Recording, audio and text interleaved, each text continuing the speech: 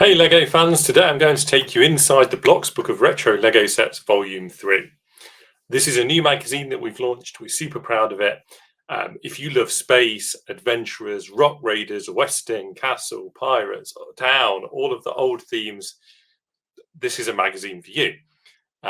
So yeah, this video is where I'm going to walk through it a little bit, take you inside it, share some of the things that are in there, talk about the thinking behind some of it, just so that you've got a better idea of what's inside Blocks Book of Retro LEGO Sets Volume 3, and you can decide whether it might be for you. The first big feature that we've got in this particular magazine is a massive look back at space beyond classic. So this is where we're going into Blacktron, Mtron, Space Police, Unitron, Futuron, all the way up to 2002. So we go right up to Mission Mars and the kind of sub-themes that closed out the continuous space theme that ran for such a very long time. And I think you'll get a real kick out of this because you'll see sets, box art, catalogue images from your era of space, but then you also get to see the stuff that came before you were into it, the stuff that came after you were into it. And it's just, yeah, it's nostalgia. That's the name of the game with this magazine. Like, opening this up and flicking through it is like looking through an old Lego catalogue, but somehow there's stuff you've never seen before, as well as all of the kind of set images and things that you know and love. And just to kind of illustrate that, here's the content spread, just to show the breadth of stuff that we've got in this particular publication. We have got a shed load of features covering all different retro Lego themes. We have got quick builds, we've got set spotlights, and we have got looks at builds that update classic sets. So where fan creators have taken inspiration from a classic theme and done something really awesome with it using the modern Lego parts palette. We have a fabulous interview with graphic designer Nathan Davis. He worked on Retro Vending Machine, the Lego Ideas set that brought back minifigures from Castle, Space, Pirates, Paradisa, Fabuland. He runs us through what it was like to go back to the original themes, think about how you would update those to modern Lego design style, how you would make them fit in with other minifigures that have been done in sets like Pirates of the Barracuda Bay. And it's just fascinating. This guy really gives you an insight that's hard to get because a lot of people who work in graphic design at the Lego Group are so good at their jobs that they just do it and they find it quite hard to talk through it and explain it. Nathan can explain it. He really does a great job of telling us how it all works, telling us how he thinks about these things. And it's illustrated with these minifigure design sheets that are used internally at the Lego Group. So this is a really rare opportunity to see what those sheets look like that they use to design minifigures. And this is an example of these spreads that we've got throughout the magazine where we talk to a fan builder who's inspired by the classics to build something awesome. How amazing is this? This is a full-size version of the original Lego sword element that you can wield as a human. But not only that, he's built for it a castle that you can put it into as a sheath. It's the most bonkers brilliant idea. And there's all different examples like this throughout the magazine. We've got ones on Rockway Raiders, Aquazone, Space, Pirates, all sorts of classic themes that people have revisited in interesting ways. This is a really, really interesting feature. So, depending where you lived in the world, the adventurous characters had different names and backstories. So you might have known Johnny Thunder as Sam Grant. You might have known Johnny Thunder as Joe Freeman. All of these different catalogs globally had different versions of the story. And we all thought, this is just how Lego marketing was in the 1990s, which is true. But in the noughties, they were thinking of putting Johnny Thunder and his friends into a video game. And at that point, the Lego Group tried to codify the backstories and bring all of these disparate things together. So they kind of figured out ways to justify some of the conflicting accounts and things and came up with all this stuff. And we have put these biographies, these official codified biographies, into this edition of Block. So you can read what the definitive version of Johnny Thunder's biography is and all of this sort of thing. It's really fun, really different. And I'm really pleased that we were able to get this one in here. So quick builds. We've got 12 of these throughout the magazine. So really decent number.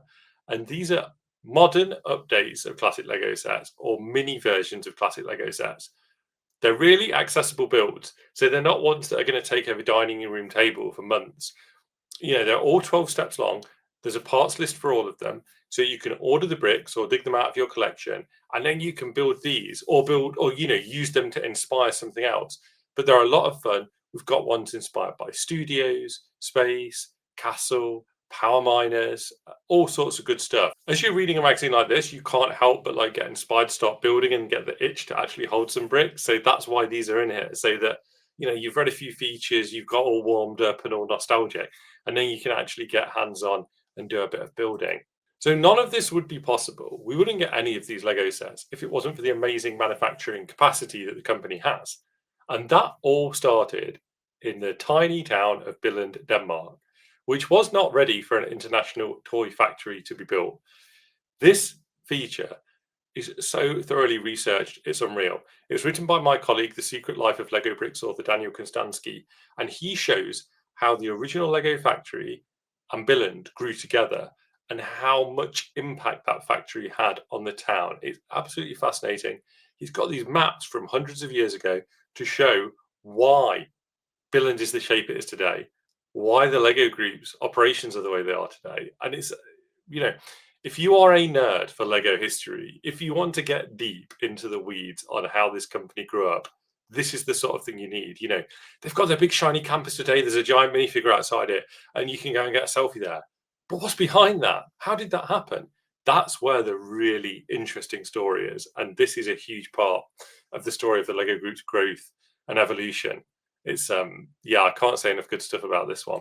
So another thing we've got throughout the magazine is spotlights on specific vintage sets. This is, to break up the big long features. You read a 6-page thing, an 8-page thing, and you maybe just want a little thing to sink your teeth into. So yeah, we've just kind of spotlighted different sets from different themes, Fabuland, Pirates, Castle. Yeah, just to kind of give you a little flavour of some of the different sets that launched throughout the years. How the West was built. Lego Western only ran for 2 years. It's a really short-lived theme, but it's had an outsized impact despite that. It's one of those ones that people really lovingly remember, even though it had such a short lifespan. So we take a look at the sets, we take a look at the features that they had, we look at what was special about it. It's amazing to think that the Palisade 1x2 brick was introduced in this theme, and it's still so essential today. Along similar lines, but different, the story behind Rock Raiders. So this isn't telling you about Rock Raiders. This is telling you how Rock Raiders came about, which is a slightly different thing, but obviously super interesting from a different angle, because this is going into the thinking of why the Lego Group wanted a theme like Rock Raiders at the time, how they tied it into a video game, why that was a very purposeful decision. And as you can see some concept models and things over these pages. There's storyboards for the video game and stuff. Really interesting behind the scenes insights in this one. And that is what I'm giving you. That's your taster of what's in Block's Book of Retro Lego Sets Volume 3. Hopefully I've illustrated there that these 132 pages are stuffed. This is a really good value item, if I do say so myself. Go over to blocksmag.com, take a look. We've also got Block's Book of Retro Lego Sets Volume 2 in stock, and we've just reprinted Block's Book of Retro Lego Sets, the original Castle, Space and Pirates edition. That one is in stock. Do not sleep on it, because we sold out last time. It's been out of stock for a year, and we know from all of the messages and emails how much people love these retro mags, how much people wanted to be able to get that one. So go to the website, order this, dive into it, see if you like it, build a collection, get the other two, and walk down memory lane with us. Let's have some fun with classic Lego, because we have so much fun working on these ones, and I hope you enjoy reading them just as much as we enjoy researching them and putting them together. And look at the Blocks magazine subscriptions as well, because we do a new magazine every single month of the year, and it's a great way to keep on top of the hobby, but reduce your screen time and actually look at some paper, get tangible like you do when you sit down and put those bricks together. Subscribe to the channel too, so you know the next time that we're putting out a Blocks video.